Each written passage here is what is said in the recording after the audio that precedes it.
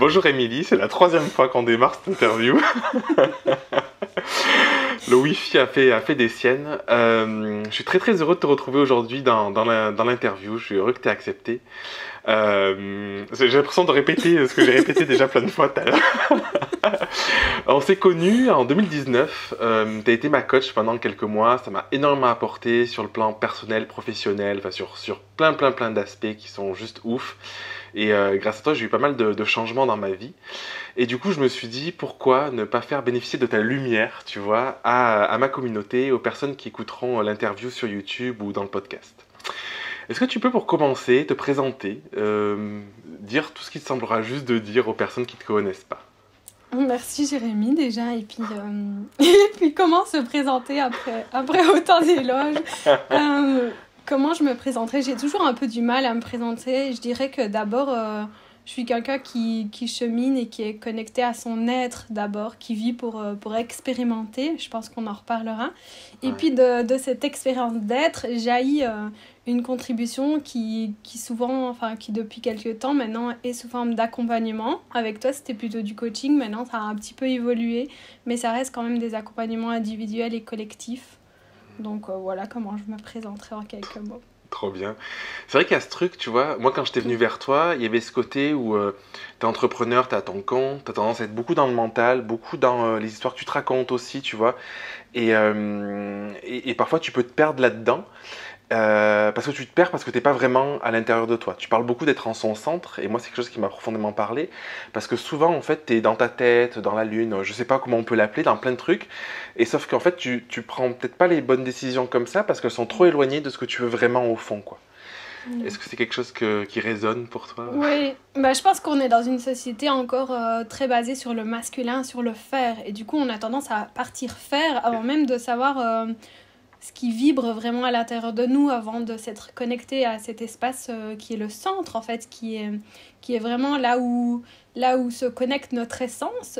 Et du coup, depuis cet espace-là, on peut vraiment se reconnecter au féminin à l'intérieur de soi. Alors, ça dépend pas de si on est un homme ou une femme, hein, c'est le féminin qu'on porte tous. Et donc, depuis quand on laisse cette coupe vraiment être, on peut recevoir des idées qui vont vraiment être beaucoup plus alignées que quand on part faire directement avec la moindre idée ou la moindre stimulation qu'on a reçue. Et du coup, ça fait des créations plus alignées, plus justes, et qui demandent aussi beaucoup moins d'énergie. Parce que quand on part du faire, on a tout à construire quelque part. Alors que quand on part de notre essence, de notre être, ça jaillit. Et ça se fait beaucoup plus naturellement, beaucoup plus fluidement que... Ouais, dans le flow finalement. Oui. C'est vraiment ce que j'ai ressenti, tu vois, de ce truc-là. Souvent, tu disais en coaching, ça vient dans la matière, tu vois. Tu disais, hop, je reçois le truc, je me suis dit, mais ça m'énerve, quoi. Ça vient pas, il n'y a rien qui vient. Et en fait, c'est ce truc aujourd'hui où tu parles de l'énergie que tu déploies et tout, et c'est assez dingue finalement, parce que j'ai l'impression que plus tu es connecté à toi, et plus tu es à l'écoute aussi de tout ça, et en fait plus, comme tu dis, ce côté fluidité où finalement il y a un truc qui vient, tu as une idée ou quoi, et tu sens si c'est juste ou pas, et ça te permet de faire aussi un énorme tri, te dire non, en fait hop, ça je le passe parce que je sens que c'est pas bon pour moi, ou ça m'inspire, ça me donne envie, et du coup d'y aller, et en fait ça change tout parce que t'es plus en train de lutter continuellement contre il faut que je fasse ça, je dois faire ça et tout, et en fait t'es beaucoup plus dans quelque chose de simple et de fluide, quoi. Oui, et puis quand on se connecte aux idées dans la tête, en fait, il y en a des milliers, et pourquoi choisir plus celle-là que l'autre? On ne sait pas, en fait. Finalement, on est perdu souvent dans... Soit on fait tout et on s'épuise, soit on fait rien, finalement, parce que rien ne vibre suffisamment, alors que quand on se connecte vraiment à cet espace-là, on peut voir venir l'élan, l'idée, et puis suivre tout le processus d'incarnation de cette idée-là. Moi j'ai été sage-femme à la base quelques mois, et je trouve que c'est vraiment le même processus pour tout finalement. C'est un processus créatif dans toutes nos relations, dans tous nos projets, dans tous les aspects de notre vie. Notre potentiel de créateur, il va ressortir si on lui laisse vraiment la place de venir comme ça nous cueillir finalement. Et si je devais résumer, la seule chose qu'on a à faire, c'est maintenir cette coupe du féminin à l'intérieur de soi, pas dans sa tête, c'est pas la même chose. Quand elle est vraiment à l'intérieur de soi, elle est vide d'un plein. Alors que quand on est dans la tête, c'est aussi une coupe, mais une coupe remplie. Et du coup, elle est très difficile à vivre, la coupe remplie, parce qu'elle est pleine de choses, pleine de questions, pleine de craintes, pleine Alors que l'autre coupe vraiment, quand on essaye de la préserver un maximum et de s'y connecter bien plus qu'à la coupe du haut, bah finalement, il vient s'y déposer ce qui est juste. Et de ce qui est juste, comme c'est vibratoire, comme tout est vibratoire, ben, toutes les clés se déroulent comme un tapis rouge et la manifestation, en fait, elle arrive de manière très fluide. Et comment tu gères, parce que je pense qu'il y a beaucoup de personnes, tu vois, qui nous écoutent, moi c'était mon cas à l'époque, qui sont beaucoup plus dans le faire, tu vois, dans le passage à l'action et tout, et qui ont du mal à se dire ça va venir, ça va arriver, il faut que je le sente et tout, qui sont un peu dépassés.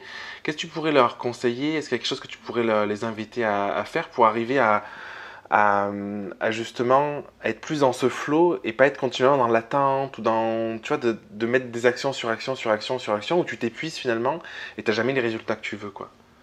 Bah, au début, je pense que ce qui peut aider, c'est de revenir à quelque chose qui met en joie. Tu vois, comme toi, quand tu avais trouvé le jardinage, le bricolage et tout ça. Et en fait, ça commence à prendre de l'espace dans ta vie. Et tu te rends compte que c'est des moments où tu es connecté à ton être.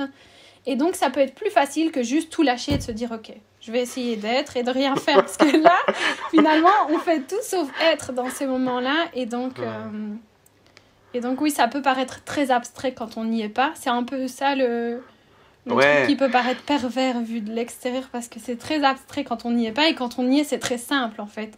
Et c'est ce qui se passe souvent dans les accompagnements en fait. Quand on a connecté à la vibration du truc, on peut y retourner facilement. Mais tant qu'on est dehors, on se dit mais on rentre comment dans cet espace-là en fait finalement.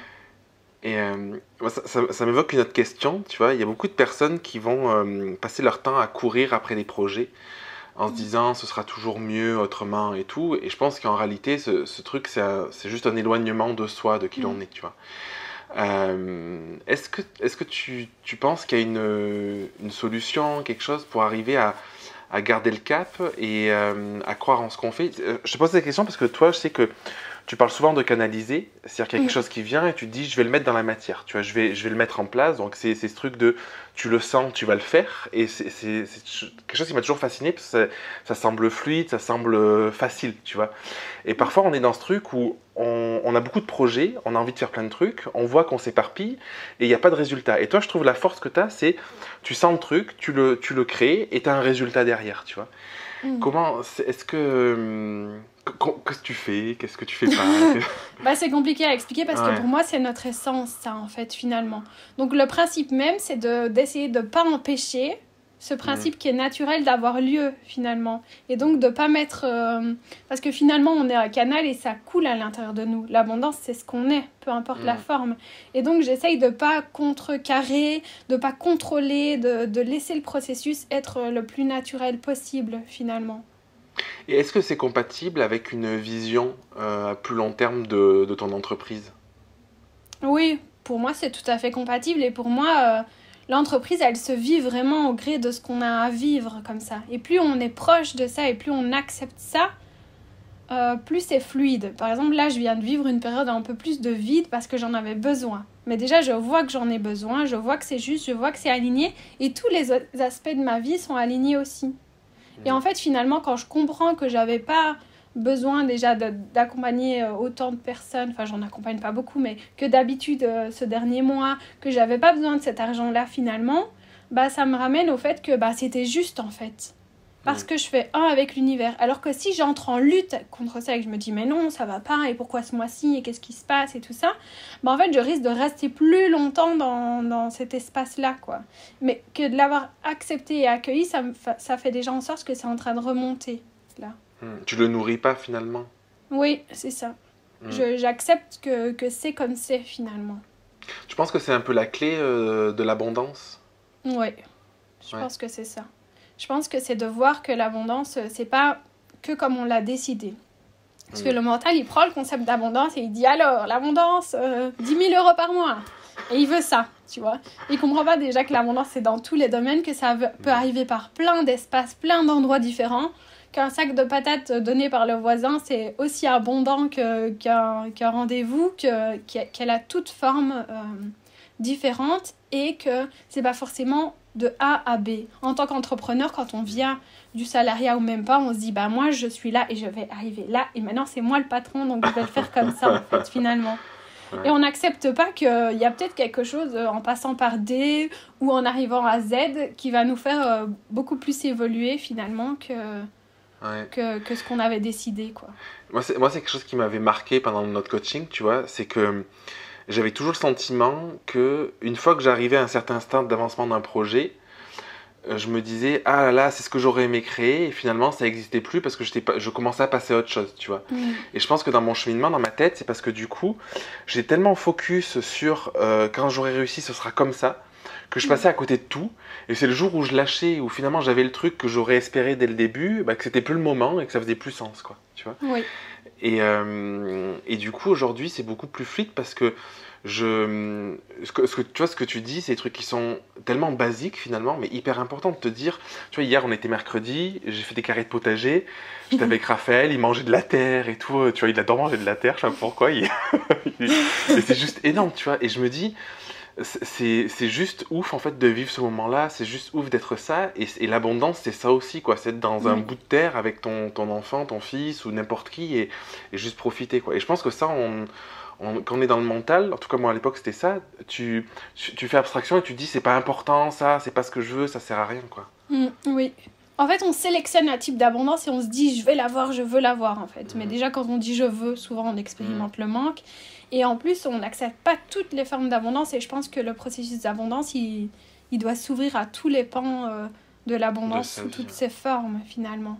Et souvent l'abondance elle va venir nous pousser à aller voir d'autres formes d'abondance. Si tu es fixe sur l'abondance financière, elle va te montrer que l'abondance de temps, que l'abondance d'amour, que l'abondance de liens, c'est peut-être beaucoup plus riche et ça fait beaucoup plus sens. Et ce sens-là, il peut aller nourrir tes créations, ce que tu as envie de donner au monde et de partager finalement. Et ce que tu disais aussi avec les entreprises, c'est que souvent quand on est dans le mental, forcément, on prend une idée et puis on y va à coups de marteau. Et c'est dur, et c'est dur, et c'est dur, et c'est dur, on travaille à mort. Et en fait, quand on est arrivé, oui, il y a eu plein d'efforts, mais c'est déjà plus aligné. Donc on doit recommencer. On se dit, mais comment je vais recommencer? Et ça redemande de l'énergie et c'est fatigant. Alors que quand l'idée, elle vient du bon espace, déjà, on comprend qu'on fait un avec l'univers et qu'on n'est pas juste là à tambouriner sur un marteau tout seul. Mais du coup, l'univers nous amène des intervenants, des aides, des coups de pouce de partout, des personnes qui arrivent comme ça, ou des choses, ou des éléments, et qui font que c'est facile et fluide, quoi. Ouais. Ah, ça c'est ouf de l'expérimenter, tu vois. Parfois, t'es là, Parfois, il y a des trucs, je veux dire, dans le fonctionnement du cerveau, tu vois. Il y a un truc, tu galères, c'est pas fluide, ça te prend du temps, t'as pas envie et tout. Au lieu de te dire, je le lâche, c'est pas ce que je dois faire et je vais aller voir autre chose, tu te dis, ah, il faut que je trouve une formation pour ci, il faut que je trouve une formation pour ça, ou il faut machin. Alors qu'en fait, c'est juste à l'encontre de ce que tu veux vraiment, tu vois. Ouais. Et comment t'arrives, toi, du coup, à avoir ce petit. Moi, j'appelle ça l'observateur extérieur, un peu. Tu vois, je pense que ça vaut le coup de temps en temps de prendre un petit peu de recul sur ce qu'on vit pour pouvoir, est-ce que j'en veux ou ce que j'en veux pas, tu vois, pour pouvoir faire des choix aussi. Est-ce que tu as un truc qui fait que tu disais que tu avais vécu une période un peu plus compliquée, là, de remise en question. Comment tu arrives à prendre conscience de ça, finalement? Tu vois, j'en reviens même pas à ce que ce soit compliqué. Je veux dire, la période que j'ai vécue là, ça n'a pas été compliqué parce que j'ai pu voir, justement. Et je pense que la difficulté, elle vient de quand on comprend pas et quand on force. Mais finalement, quand on accueille et qu'on voit, et moi, ce qui m'aide à voir quand je vois pas, c'est est-ce que ce projet-là, qu'est-ce qui sert finalement? Est-ce qu'il sert vraiment à l'amour et est-ce qu'il sert la peur? Et en fait, souvent dans la vie d'un entrepreneur, il y a plein de projets qui servent la peur. Tu vois, la peur financière, la peur du vide, la peur de ne pas avoir de clients, la peur de plein de choses. Et finalement, il y a dedans des projets qui servent l'amour. Et en fait, du coup, on va aller distribuer toute notre énergie entre ces différents projets-là. Et donc, ils vont tous moins marcher vu qu'on distribue nos ressources finalement. Et on s'épuise à faire ça. Alors que d'aller cibler ceux qui servent vraiment à l'amour. Et forcément, avec l'abondance d'amour, vient l'abondance financière et vient toutes les abondances, en fait, finalement. Et comment tu fais la distinction entre la peur, servir la peur d'un projet qu'on ne veut pas, finalement, et juste la peur parce que aller dans ce projet, c'est aussi accepter d'être pleinement soi, c'est peut-être toutes les conséquences de réussir, de rayonner, de tout ce qu'on veut, tu vois. Ouais, quand c'est aligné, il y a toujours de la joie, moi, je pense. Tu vois. Quand c'est juste la peur du manque, il n'y a pas ce truc qui frétille et qui en fait... Quand on a peur d'un projet parce qu'on ne se sent pas assez ou qu'on a des craintes, il y a quand même ce petit frétillement qui nous donne envie d'y aller, finalement, tu vois. Ouais, Donc c'est ouais, t'as d'aller raison. sentir ce petit frétillement et au fur et à mesure du temps qu'on l'écoute, il est de plus en plus grand et il prend de plus en plus le pas sur ça. Ouais. Là, tu vois, j'ai des trucs qui me viennent de moi, donc c'est énorme. Tu vois, là, ça faisait un moment que j'avais pas enregistré de vidéo pour YouTube, et j'en ai fait, et en fait, j'avais un peu la peur de me dire, là, il faut que je m'y remette, est-ce que ça va être bien et tout, donc il y avait quand même une peur, sauf qu'en fait, j'avais qu'une envie, c'est d'enregistrer des messages, des trucs et tout, et il y avait cette joie-là, en fait, ouais. Mm. Et ça, je pense, c'est une des clés, tu vois, que tu m'as transmise aussi, c'est est-ce que ce que tu fais, tu le fais dans la joie ou pas, en fait. Ouais. Ça, c'est un truc, je trouve que... Enfin, aujourd'hui, moi, je pense que c'est à peu près ma seule métrique. C'est-à-dire, est-ce que ce que je m'apprête à faire, c'est juste chiant, j'ai pas envie, ou est-ce que ça me met en joie, et malgré le fait que ça puisse me faire peur, ou que ça puisse... Je me dis, je sais pas trop comment ça va être possible, mais s'il y a de la joie, je me dis, c'est vraiment ce que tu dis, tu vois, c'est trop bien, et j'ai envie d'y aller, quoi. Ouais, ça c'est important. Il y a aussi, tu vois, je pense que c'est important qu'on en parle, beaucoup d'entrepreneurs qui changent de voie et qui du coup se lancent directement dans autre chose. Et moi je pense que tant qu'on n'a pas profondément connecté la joie, bah ça va être compliqué, tu vois. Et moi je vois beaucoup de gens qui me disent mais c'est aligné, ce que je propose c'est juste et tout ça. Et quand j'en reviens à la genèse de l'entreprise, est-ce que tu as pris du temps pour toi, pour goûter à la joie, pour revenir à toi? Bah non en fait. Ouais. Et du coup ça étouffe un peu quand il n'y a pas cette joie. Et parfois, est-ce qu'il faut pas du temps aussi pour ça, tu vois? Oui. Parce que, tu sais, moi, c'est toujours... Parfois, tu sais, il y a toujours ce truc où j'ai le sentiment que c'est parfois en passant à l'action plusieurs fois, tu sais, la vie, elle te met toujours ce que tu as travaillé sous le nez, tu sais, et tu te dis, toujours pas ça, jusqu'au jour où tu as le déclic, tu te dis, bon, ok, ça va, j'accepte de plus me connecter, de changer et tout. Mais parfois, moi, j'ai le sentiment d'avoir eu besoin de me confronter à certains trucs, tu vois, et parfois plusieurs fois, même si après coup, c'est énervant, tu vois, parce que tu te dis, ça aurait pu être rapide, en fait, j'aurais pu dire, ah, bah, c'est bon, je veux plus ça, tac, j'y vais, quoi. Et est-ce que tu arrives, toi, comment dire, à limiter ce temps pour arriver à faire des choix peut-être plus rapides sur ce qui te connecte à ce que tu veux, où tu veux aller vraiment? Ouais, j'ai l'impression quand même. Moi, je vois que ce que je vois souvent, c'est que soit on va en ligne droite, soit on tourne autour du poteau, en fait. Et il n'y a pas de situation moins bien ou mieux que l'autre. C'est juste des choix d'expérimentation différents. Et moi, si ça m'arrive, je me dis, bah en fait, j'avais envie de l'expérimenter comme ça, finalement, tu vois. Donc, je préfère voir l'expérience plutôt que de voir le temps qui a coulé ou de voir le chemin qui aurait pu être le plus direct, en fait, finalement. Oui, tout est un apprentissage finalement. Ouais, c'est ça, c'est comme où tu décides de prendre l'autoroute parce que tu te réjouis d'arriver au point où tu vas arriver, parce que t'as la joie, t'es connecté et t'as ta joie qui te porte même sur l'autoroute. Donc même si c'est l'autoroute, t'es là, t'es tout content, ou des fois t'as envie de prendre les petites routes de campagne et d'observer le paysage et de goûter autre chose en fait. Moi je pense qu'on est surtout là pour goûter. Donc, pour essayer, ouais. Est-ce que la clé c'est pas un peu le message qu'on s'envoie finalement? Comment? Parce que, ben, tu vois, je me dis, j'ai le sentiment ces dernières années, mais de plus en plus ces derniers mois, que je m'envoie un message complètement différent d'avant. C'est-à-dire que, tu vois, un exemple concret, c'est lundi, blackout total, pas de réseau, pas d'internet, pas de téléphone, rien, tu vois. Et avant, j'aurais pu passer la journée sur mon ordinateur à ruminer, ah là, pourquoi ça marche pas, j'avais ça à faire, ça à faire, ça à faire, j'ai ma liste et tout. Et là, en fait, le message que je me suis envoyé, c'est ok, c'est trop bien, il fallait que je fasse autre chose aujourd'hui. Du coup, je suis allé me faire une petite serre pour mon potager, je suis allé faire des courses, machin et tout, j'ai promené, tu vois, je suis allé me balader. En fait, l'origine de ça, c'est juste le message que je me suis envoyé complètement différent. D'un côté, un message de frustration, comme peut-être que tu dis, tu vois, dans la peur et tout. De l'autre côté, hein, ok, j'accepte ça et j'y vais, quoi. Oui, au final, c'est apprendre à s'accueillir et à accueillir les événements comme ils viennent, tu vois. Ouais. Et ça vient aussi pour moi d'une vision unifiée. Alors ça, c'est pas toujours très facile à expliquer, mais pour moi, quand on comprend qu'on fait un avec l'univers, ben en fait, on joue avec lui et c'est beaucoup plus fluide que quand on vit dans une version duelle de l'expérimentation. Et en fait, c'est tout le principe. Parce qu'on est des êtres unifiés à la base avant de venir, qui vivons une expérience duelle parce qu'on est dans des corps différents en train de vivre avec une identité.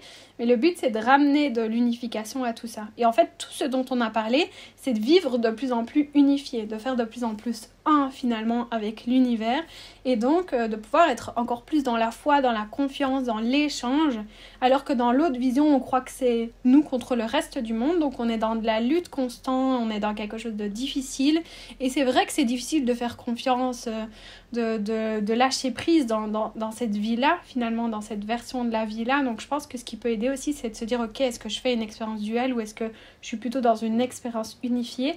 Et ça s'apprend plus on va regarder les expériences finalement, parce qu'on va se challenger à faire ça. Et souvent, le plus gros blocage que je vois, moi, c'est... Tu vois, il y a cette fameuse phrase « il y a toujours des hauts et des bas » ou « la vie est toujours belle », tu vois. Bah moi, je me heurte à beaucoup de gens parce que moi, je fais l'expérience de... C'est toujours bien, en fait, finalement. Mais je peux comprendre qu'il y a des personnes qui font l'expérience d'il y a toujours des hauts et des bas parce qu'elles choisissent l'expérience duelle. Alors quand c'est pas conscient, évidemment, c'est pas un choix cool, je vais aller dans l'expérience duelle. C'est plutôt un choix parce qu'on ne sait pas qu'il y a une autre façon d'expérimenter. Et du coup, dans cette expérience duelle, souvent on s'attache au haut, tu vois. Par exemple, l'euphorie et la mélancolie, pour moi, c'est la même émotion vue de manière duelle, finalement. Donc forcément, quand on est dans la mélancolie, on bascule dans l'euphorie et inversement. Et souvent, on essaye d'attraper un des deux, celui qui nous plaît le mieux, et de garder ça et de se dire, ok, moi je garde, ça va être bien tout le temps avec cette émotion-là ou avec cette chose-là. Et en fait, on refuse de faire la boucle. Sauf qu'en fait, finalement, tant qu'on est dans la boucle, on est condamné à vivre dans la boucle, il faut aller chercher ailleurs, en fait. Et c'est dans cet espace-là, finalement, qu'on va. Dans le centre, on peut vivre en paix. Tu penses que c'est quelque chose qu'on peut faire seul? Oui, mais je pense que ça peut mettre beaucoup de temps. Quoi, parce que tu vois, je te pose la question parce que je me dis, moi j'ai un caractère plutôt positif, joyeux, tu vois, à une période, j'acceptais pas mes émotions négatives. Aujourd'hui, c'est plus du tout le cas. Tu vois, je fais un tout et c'est comme ça. Mais du coup, j'ai l'impression que ça m'aide quand même. Parce que, tu vois, au quotidien, je vais plutôt avoir tendance à m'émerveiller d'un truc. Tu vois, voir Raphaël, je me dis, putain, c'est dingue et tout de le voir comme ça. Elia aujourd'hui et tout. Et je vois des personnes autour de moi qui pensent que tout est un problème et que tout est difficile et tout. Et qui voient que ça et qui en sortent pas, en fait. Qui restent enfermés là-dedans. Et j'ai le sentiment que, en fait, au bout d'un moment, sans une aide extérieure, quelle qu'elle soit, c'est compliqué de sortir de ce truc-là, en fait, tout seul. Quoi. Bah ouais, ça peut mettre quasi toute la vie, et puis vieux, enfin à 80 ans, souvent, tu vois les fameux remords sur le lit de mort, bah je trouve que c'est un peu ça, souvent, tu vois, c'est « Oh, je me suis juste occupée du mauvais endroit et j'ai pas pris le temps d'aller explorer », et je pense que d'être accompagné, ça peut donner un gros coup de boost, et puis... Et puis permettre d'aller ouvrir ces espaces-là et d'aller voir que c'est possible. Moi, je trouve que c'est souvent ça. Parce qu'une fois qu'on l'a goûté, tu vois, on est des êtres d'évolution. Donc après, on y retourne, on développe, tu vois, les accompagnements, t'en fais aussi. Ça va bien au-delà de l'accompagnement, en fait. Parce qu'on a créé un espace qui, en fait, la personne, elle peut y retourner à sa guise, finalement, et ça, on a ouvert une porte, en fait, finalement. Et tant qu'on tape contre la porte, c'est compliqué, quoi. Ouais, c'est ça, c'est passionnant, c'est trop bien. J'adore. Est-ce qu'il y a des trucs, tu vois, que peut-être que tu as pu vivre ou que tu as pu voir avec les personnes que tu accompagnes qui reviennent souvent, que tu aimerais partager? Tu penses qu'ils pourraient aider les personnes à se reconnecter à eux? Parce que je pense qu'il y a beaucoup de personnes qui vont écouter l'interview qui sont peut-être un peu loin de tout ça et qui se disent ouais mais c'est joli mais en fait comment j'y vais quoi, tu vois. Ouais. Moi ce que je vois beaucoup c'est, tu vois, on est un peu dans le culte de la période où on est très informé. Tu veux savoir des trucs sur le coaching, tu peux en savoir plein, tu veux savoir sur la spiritualité, tu peux en savoir plein. Et du coup moi je vois beaucoup de gens venir à moi avec une tête pleine, ils savent tout. Mais rien ne s'incarne à l'intérieur, tu vois. Et ça, c'est tellement... J'ai l'impression que c'est la pire prison qui puisse leur arriver parce que finalement, à l'époque où ils savaient pas, bah c'était ok, ils savaient pas, ils cherchaient pas du sens, tu vois. Bon, c'était fade, mais voilà. Maintenant qu'ils savent, mais qu'ils n'arrivent pas à faire descendre, c'est vraiment le pire truc, je pense. Et souvent, je les vois réalimenter ça pour rester à la pointe finalement des connaissances. Et je pense que quand on en est là, bloqué à cette étape-là, le truc c'est de lâcher les connaissances et de trouver un espace où une personne qu'on sent incarner cette vibration-là finalement. Parce que pour moi, on est des êtres de vibration et on s'inspire par la vibration finalement.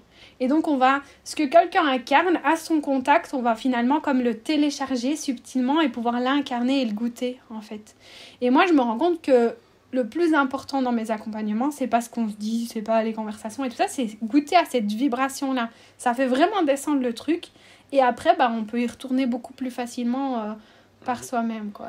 Tu vois, je l'ai vécu, ce truc-là, où c'est comme le galet que t'envoies dans l'eau, où ça, c'est le moment, le galet, il tombe, c'est le moment de l'accompagnement, et puis après, tous les ricochets, ou toutes les ondes qui se propagent, ou dans les heures, les jours, les semaines qui suivent, tu continues à cheminer, en fait. Ouais. Et du coup, tu vois, tu disais se couper de ça pour trouver quelqu'un ce serait carrément couper, arrêter de regarder les infos, arrêter de nourrir ce truc-là finalement. Ouais, arrêter de nourrir avec le mental, tu vois. Moi, je pense que j'essaye, quand quelque chose m'intéresse, de pas aller nourrir trop mon mental, tu vois, mais d'aller le goûter s'il y a moyen de le goûter, tu vois, d'aller l'expérimenter avec quelqu'un, même si on parle de trucs basiques, tu vois, si je me mets à aimer le bricolage, je vais pas m'enfiler plein de trucs sur le bricolage, et encore, c'est un mauvais exemple le bricolage, parce que de voir des choses, ça peut t'aider à le concrétiser, donc c'est pas tout à fait juste comme exemple, mais en tout cas, je vais essayer de laisser en paix l'idée ou la passion, et de trouver quelque chose quelqu'un qui le vit, ou quelqu'un qui l'expérimente, ou d'aller l'expérimenter par moi-même avant de remplir ma tête, en fait, finalement. Et puis après, s'il y a des informations à avoir, souvent elles viennent toutes seules. Ouais. Tu vois. Quelle différence tu vois, toi, entre l'accompagnement, le coaching, ou la partie plus formation? Parce que j'ai l'impression dans ce que tu me dis qu'une des clés selon toi, c'est plutôt aller vers du coaching, en tout cas vers quelqu'un, plus que vers de l'info finalement. Tu penses que l'info c'est pas nécessaire? Est-ce que tu opposes les deux? Est-ce que c'est complémentaire? Est-ce que... J'avais jamais opposé les deux, tu vois, mais je pense que... Ouais, moi je pense qu'on a moins besoin... Enfin, tu vois, on a été dans l'ère des formations, il fallait se former sur tout et tout. Et pour moi, ça, c'était juste une quête de légitimité, en fait, finalement. Alors que quand on se plonge et quand on entre dans l'espace, peu importe de quoi on parle, forcément, on va être guidé à recevoir des infos, tu vois. Comme par hasard, tu vas tomber sur une vidéo YouTube ou quelqu'un va t'en parler, ou tu vois, parce qu'en fait, on est des êtres vibratoires. Donc, quand tu vibres une passion, les gens qui la vibrent ou qui sentent, ils arrivent aussi à toi. Et finalement, ouais, je pense que d'aller creuser cette unicité qui est la nôtre, c'est beaucoup plus riche finalement que d'aller se former avec quelqu'un qui va dire moi, je scie de cette façon-là, tu vois. Si toi, tu préfères scier comme ça, c'est cool aussi, tu vois. Non, mais ça me parle vraiment, tu vois, parce que moi, aujourd'hui, je peux plus regarder une formation, tu vois, 10-20 heures, machin, de contenu, parce que je me dis, attends, c'est trop d'infos. Je l'ai fait à une période, tu vois, où tu regardes des formations, des machins, mais finalement, t'es tellement étouffé, tu vois, tu fais une boulimie de trucs, là, et t'en peux plus, tu sais même pas comment l'utiliser. Et je suis beaucoup plus en mode aller vers du coaching. Tu vois, moi, avec la Graou que j'ai créée, la philosophie, c'est de dire, c'est basé sur l'accompagnement. Et dedans, il y a du contenu, parce que parfois, il y a des trucs qui sont importants de mettre à plat, mais c'est du contenu qui est succinct, qui est facile à appliquer et qui va pas durer 3 heures, tu vois, et qui est concret aussi sur une problématique. Et ça, c'est le truc qui me parle, parce que j'ai l'impression que parfois, on peut aussi se noyer. Moi, j'ai tellement de personnes autour de moi qui font formation sur formation, qui ont l'impression qu'il leur manque toujours quelque chose, tu vois. Ouais. Et avec l'offre aujourd'hui, tu pourrais te former 24 heures sur 24, enfin, t'as même pas assez de temps, tu vois. Et je pense que c'est rarement la bonne solution, en fait. Ouais, c'est clair. Et puis, quand tu te formes, t'as tous les outils de l'autre et puis tu dois aller les expérimenter et te dire, non, ça oui, ça non, ça oui. Alors que tu vois, dans la Graou Academy, tu mets à disposition de l'information parce que parfois, c'est bien quand même d'avoir de l'information pour juste changer la vision. Parce que quand tu creuses à l'intérieur de toi, mais que la vision de base, elle est déformée par tes croyances, en fait, tu creuses pas au bon endroit. Tu perds du temps, en fait, finalement, et ça peut te décourager très vite. Alors que quand t'as compris qu'est-ce que c'est l'abondance, quand t'as compris qu'est-ce que c'est la foi, quand t'as compris plein de choses, en fait, c'est important. Mais oui, de manière succincte et pas... Ouais. Non, mais c'est pour ça, c'est hyper intéressant, trop bien. Tu vois, en fait, c'est marrant parce que il y a des trucs où, tu vois, là, je le fais sans trop m'en rendre compte. Je pense que c'est aussi le résultat de tout le travail que j'ai fait ces derniers mois. Et en fait, en discutant, ça a vachement de sens finalement. Oui. Et tu vois, il y a vraiment ce truc, je pense, qui est marqué chez les gens de. Moi, je le vois, hein, moi, je l'ai encore, hein, mais ce truc de il me manque quelque chose, en fait. Et au Ouais. lieu d'aller chercher en soi, on va toujours chercher la réponse à l'extérieur. Ouais, bah ouais. Mm. C'est un peu une attitude commune ouais. Mais tu vois, plus on développe les ressources qui permettent de savoir en soi, moins on cherche à faire ça. On cherche encore un peu. Moi, Mm. je le cherche encore un peu pour un peu qu'on s'occupe de moi. Tu vois, dans les moments où j'ai envie qu'on s'occupe de moi, finalement. Mais ça aurait le même impact pour moi d'aller faire un massage que d'aller voir une copine, tu vois, et lui dire je vis ça, et tu vois.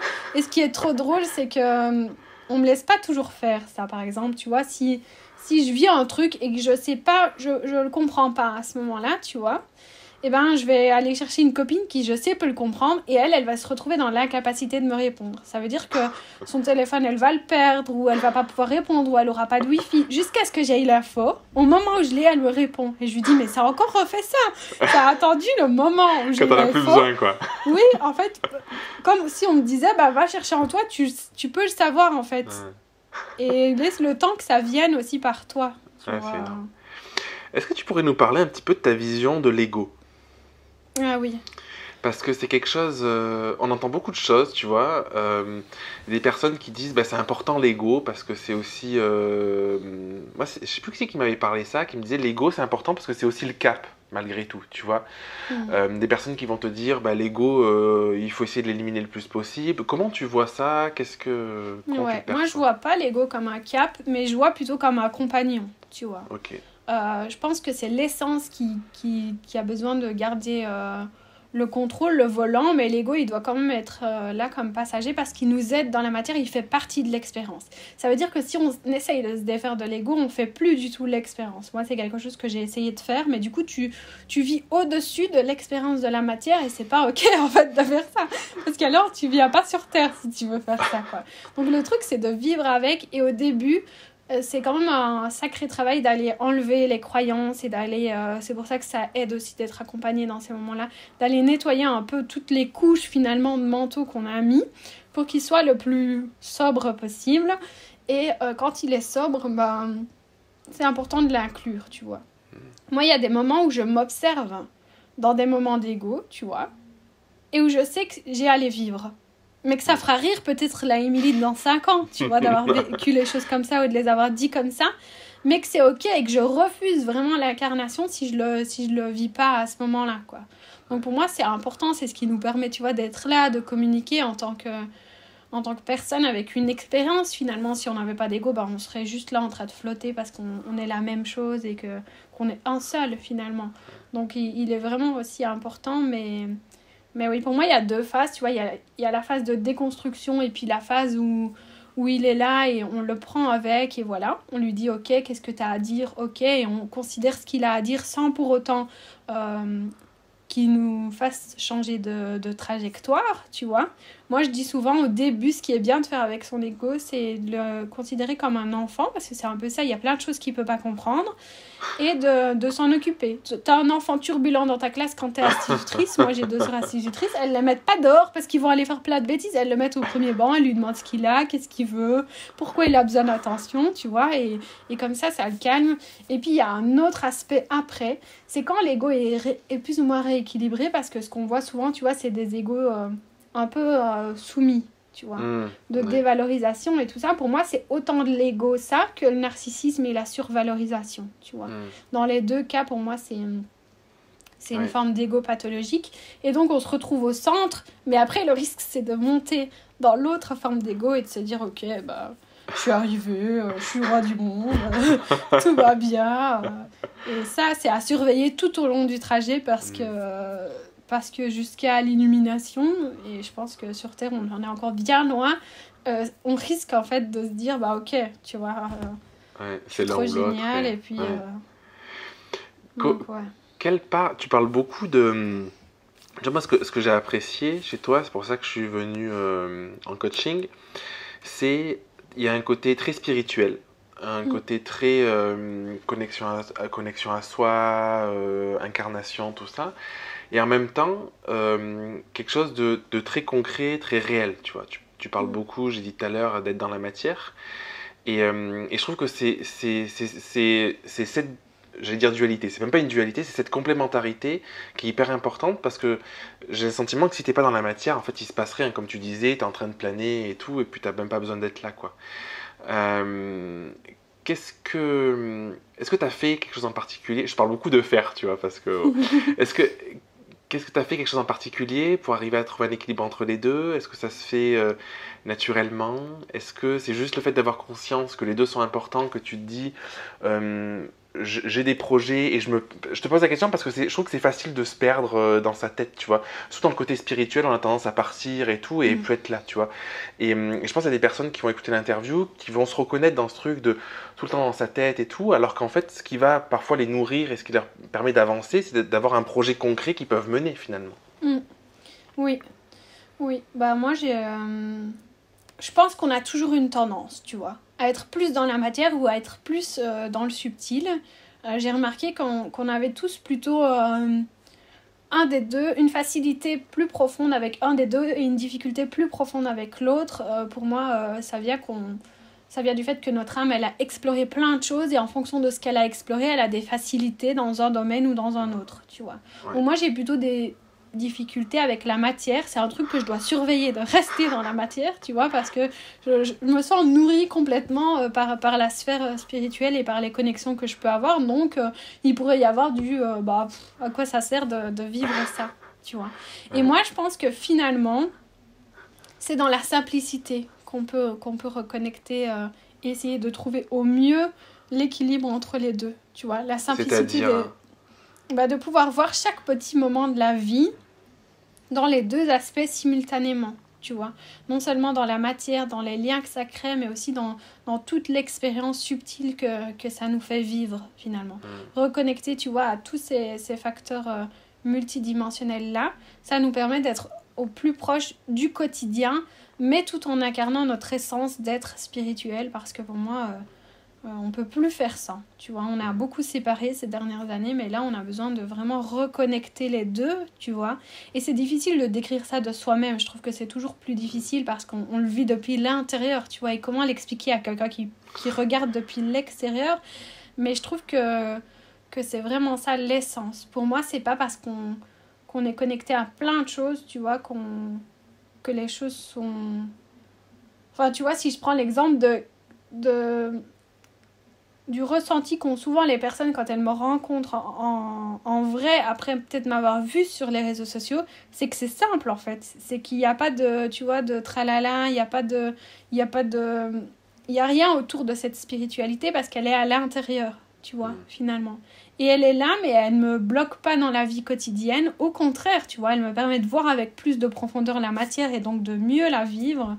Et sans la matière, finalement, on ne fait pas vraiment l'expérience, tu vois. Ces derniers mois, j'ai travaillé sur l'engagement, tu vois. D'ailleurs, j'ai créé un accompagnement à ce propos, parce que pour moi, l'engagement, c'est de l'amour, finalement. C'est de l'amour qu'on a fait descendre dans la matière, tu vois. Et il y a des choses, si on ne les fait pas descendre dans la matière, en fait, on ne les expérimente pas. Et ça reste en suspens et on passe à côté d'une partie du chemin aussi, finalement. Quand tu crées un accompagnement, quand tu crées une session de groupe, ou peu importe dans tout ce que tu crées, est-ce que tu le fais aussi parfois pour, je veux dire pour toi, dans le sens où pour l'expérimenter? En fait, ma question c'est, tu sais, parfois on se dit, il faut que je sois expert du truc, que je l'ai expérimenté plein de fois avant de l'enseigner. Et j'ai le sentiment dans ce que tu dis qu'il y a une part de, j'ai compris quelque chose, c'est peut-être pas hyper...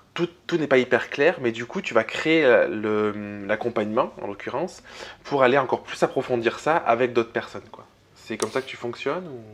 Oui, oui et non. En fait, jusque maintenant, pas vraiment. Tu vois, c'était plutôt des trucs installés qui demandaient à ressortir. Mais avec ce dernier accompagnement-là, oui, j'ai l'impression que... Tu vois, c'est comme si la vibration s'était suffisamment installée. Mais je sais qu'avec ce groupe, on va aller plus loin ensemble, tu vois. Ouais. Et c'est la première fois que ça me fait ça. Et je pense que oui, il n'y a pas toujours besoin, tu vois, d'être maître du domaine à 100%. Je pense qu'il y a un minimum de pouvoir quand même l'incarner dans sa vie. Hein, parce qu'il y a aussi ce fameux problème-là de... Moi, je vois l'envers d'Instagram et je vois quand même beaucoup d'êtres qui partagent des choses qui ne mettent pas du tout en pratique. Et je pense que là, il n'y a pas de transmission vibratoire, en fait, quand c'est comme ça. Donc, ça doit vibrer quand même un minimum. Mais après, il y a toute l'aventure qu'on va vivre aussi avec les personnes qu'on accompagne. Et ça peut être juste aussi, en fait. Ouais, énorme. Est-ce que tu penses que... Ça me fait penser, tout à l'heure, tu parlais de... des personnes qui peuvent avoir une... On a tous le fait qu'on ait tous un peu une dominance, plutôt dans le faire, plutôt dans l'être, tout ça. Est-ce que tu penses que ça peut avoir une incidence sur le métier qu'on choisit? Et du coup, indirectement, est-ce que c'est important de choisir un métier qui soit connecté à peut-être au côté qui est le plus développé de nous, ou ça n'a pas d'importance? Non, je crois pas, parce que tu vois, ça dépend de comment on veut aller expérimenter. Est-ce que par exemple dans la matière, on veut faire descendre un métier qui est très fort dans la matière, on veut y faire descendre de la conscience, tu vois, par exemple si on parle de comptable. Moi, j'ai un comptable qui est hyper cool, qui se tracasse pas. On rend toujours tout dans les règles et dans les dates, mais j'ai jamais vu un comptable aussi, tu vois, il est hyper lumineux, il est là, oh oui, ça, je vais le chercher. Enfin, tu vois, il est vraiment... donc, tu vois, dans des métiers de la matière, on peut faire descendre ça, tu vois. Je pense que lui, sa dominance, enfin, c'est la matière, il est hyper... c'est fluide pour lui, la matière, mais en même temps, dans cette vie, il a décidé de lui faire descendre tout son être, et inversement, tu vois. Donc ça dépend plus de ce... qu'on veut expérimenter. Moi, je pense que la joie, elle nous guide vraiment au bon endroit à chaque fois et qu'il n'y a pas besoin de se poser plus de questions, tu vois. On suit la joie et puis on se rendra compte pendant qu'on le fait que, ah ouais, je fais ça pour faire ça. Et puis, il y a un truc qui peut ne pas du tout être... avoir l'air de, peut faire que. Tu vois, par exemple, moi, on pourrait dire que ce que je fais, ça risquerait de me percher, tu vois. Et ben, pas du tout, finalement. Tu vois, parce que d'être face à des gens qui me demandent parfois des explications mentales, d'avoir parfois des rendez-vous aussi, tu vois, justement, ça me ramène dans une certaine forme de matière alors que en soi, on aurait pu penser le contraire, quoi. Ouais, non, c'est trop bien. J'adore. On arrive à la fin de l'interview. Est-ce qu'il y a quelque chose que tu aimerais partager, comme ça, qui te vient, tu vois, qui vient dans la matière, qui pourrait apporter un peu de lumière aux personnes qui nous écouteront? Bah oui, c'est ce qu'on a un peu dit tout le long. Moi, je pense que de se laisser l'espace pour déjà voir qui on est, pour se goûter, pour prendre du temps vraiment pour soi, pour pouvoir balayer évidemment toutes ces couches-là qui sont pas nous finalement. Parce que plus on goûte à cet espace, plus on le connaît, plus on y est fréquemment, plus tout ce qu'on va faire va être aligné, fluide et facile, alors que depuis un autre espace, on va se battre et on doit y revenir. Donc pour moi, ce serait de se donner du temps et de prendre ce temps avec soi-même, parce que finalement, moi, je pense qu'on va vers là. Tu vois, les transmissions, les accompagnements et tout ça, dans peut-être 10 ans, je sais pas. On peut pas parler de temps, tu vois. Ça existera plus parce qu'on sera tous connectés à tout ça. Et qu'est-ce qui restera finalement? C'est être, c'est se goûter, c'est, tu vois... ce que tu dis ou ce que je dis, ça n'a pas le même goût dans nos bouches, tu vois, dans les oreilles de ceux qui l'entendent. Et ce sera ça finalement, on expérimentera juste la vibration de l'autre, au contact de l'autre. Et donc, c'est d'essayer de remettre déjà un peu de tout ça dans la vie quotidienne et de voir que c'est ça qui est important. Et que c'est marrant, hier j'ai vu un passage de la Bible où en fait, peu importe la religion et tout ça, hein, mais... Pour moi, tous les êtres qui se sont manifestés peu importe la religion, c'est juste des personnes qui avaient suffisamment cheminé pour venir nous apprendre des choses. Et Jésus disait déjà, ne pensez pas à demain quand il parlait de matérialité, tu vois. Aujourd'hui, est-ce que tu as assez? Oui, c'est bien, alors vis, tu vois. Et en vivant, forcément, il y a des graines qui vont se planter pour demain, tu vois.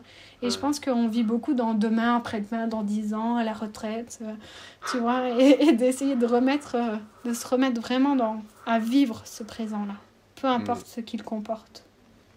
Et parfois, il faut des milliers d'années pour l'intégrer.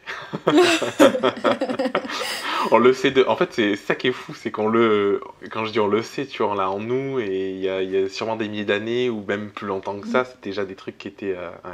Qui étaient justes. Qui étaient justes.